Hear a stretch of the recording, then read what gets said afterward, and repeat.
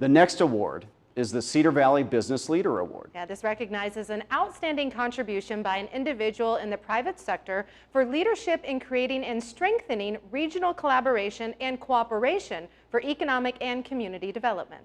Sponsored by PDCM Insurance, the recipient is Aspro President Milt Dakovich.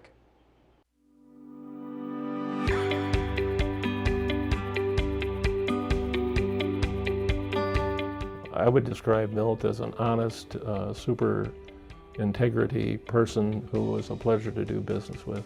He shouldn't be Milt Dakovich. His name should be Milt, middle name Dakovich, last name what a nice guy. He should be Milt Dakovich, what a nice guy. He's just a tremendous man, great family man, good friend, obviously successful businessman. Done very well in the community and the state. Back when I started in construction, when the guy could shake hands with 5 guys and put a job together, Milt was that kind of a person. When he gave you a quote, he stuck by it. When he said he'd be there, he stuck by it. And he was always there when we needed him. I'm an old school guy. Be honest in your dealings. When you say something, do it. What you said is just as strong as any contract you could sign. And when you shake hands, that's just how it's going to be. He's been there without pounding his chest, and will do things for people just out of the goodness of his heart and the goodness of the business. And so, you know, that's the kind of people that make things happen in the Cedar Valley. I met Milt when the Homeland Volunteers started filling potholes 20-some years ago, and Milt would have his trucks, his huge trucks full of hot asphalt with the drivers and the shovels for all the volunteers. We had a map from the city. This was when we'd had a particularly bad winter of freeze-thaw. And just a group of volunteers decided to help. It was week after week for probably, I don't know, 5 or 6 weeks. And there was never any hesitation on Milt's part. Sure, when do you need them? Where do you need them? I'll get them. Let me know if you need more. And we were trying to do a parking lot to get a job done, and it was lagging into December. And generally, the plant would have closed down probably in November. And he was putting asphalt down for us in December to make sure we got the job done and we got out of there. And that's something, you know, that was, you always remember those kinds of things, you know, that people that come back in and have your back. We weren't going to leave it hanging, because we were either going to get it done then or we would get it done in May, and that wasn't just going to work. He's a leader in the community, and then that turns and is noticed such that he was nominated to be of the Board of Regents, and I think that said something about his participation. It's been a tremendous opportunity for me to set policy for our 3 post-secondary schools and our 2 special schools. It's a big organization. You're looking at a $6 billion budget, 48,000 employees, 77,000 students. It's been a great opportunity for me to be involved in that kind of thing, and I hope made a difference. Milt is a man that practices quiet kindness, and I think people that work for him want to do their very best so that Milt's proud of them. And I don't think he's a screamer and a yeller. He's, can you do this? Can you help me? Let's figure this out together.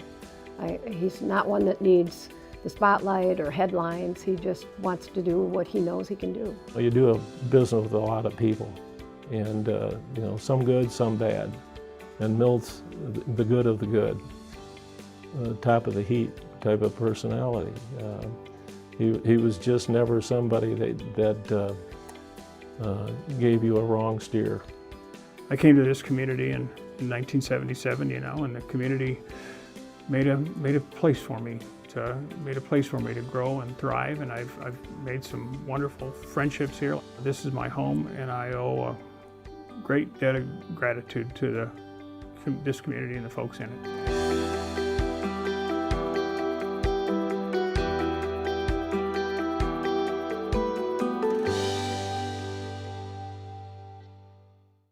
This is truly a great honor. You know, I was not born here. I grew up in Des Moines, went to school at Iowa State, and came here in 1977. I was 22 years old. This community allowed me to grow and thrive as we build our business. I have made many lifelong friendships here. Regardless of my growing up in Des Moines, I consider Waterloo and the Cedar Valley to be my home. I wasn't born here, but I was here long enough to remember when John Deere Downtown, Hinson Manufacturing, Chamberlain's, and the Rath Packing Company were all in business. My friends in Des Moines said that I was moving to a factory town. I was here to watch the construction of what was then called the Northeast Site, the current post office, and more recently the Gallagher Bluedorn Performing Arts Center. I was privileged to know both Gallagher and Bluedorn. The Dairy Cattle Congress was at the time the biggest event of the year. Time goes by and things change.